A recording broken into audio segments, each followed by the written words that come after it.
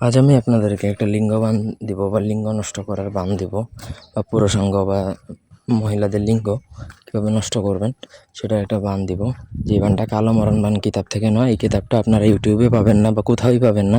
একান্ত প্রয়োজনীয় কিতাবও নিতে পারেন, যেটা সম্পূর্ণ বানের উপর লেখা কিতাব। পুরো ভিডিওটা না টেনে শেষ পর্যন্ত দেখেন। আমার চ্যানেলটা সাবস্ক্রাইব করবেন, লাইক কমেন্ট শেয়ার করবেন।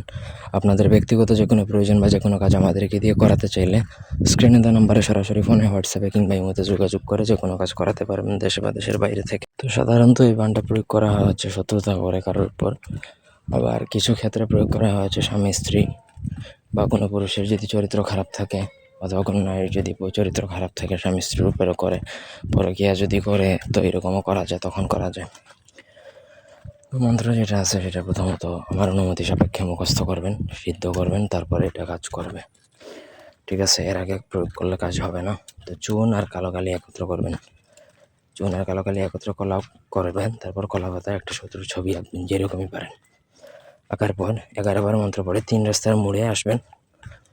আসার পর ওই যে ছবিটা গেড়ে দিবেন।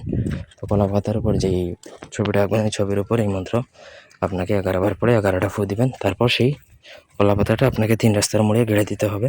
পুরো প্রসেসটা শনি, মঙ্গলবার বা অমাবস্যাতে করলে ভালো হয়। সঠিক নিয়মে যদি আপনি পুরো প্রক্রিয়াটা করে ফেলতে পারেন, তাহলে তার লিঙ্গ নষ্ট হয়ে যাবে বা লিঙ্গ যে বানটা প্রয়োগ হবে এর ফলে তার লিঙ্গ আর দাঁড়াবে না।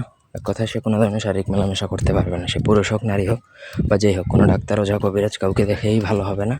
এটা একবার স্থায়ী হয়ে যাবে বা পার্মানেন্ট হয়ে যাবে, ধ্বজভঙ্গ হয়ে যায়, যেরকম সেরকম হয়ে যাবে তার অবস্থা। তো এই ছিল আজকের ভিডিও। ধন্যবাদ সবাইকে, আল্লাহ হাফেজ।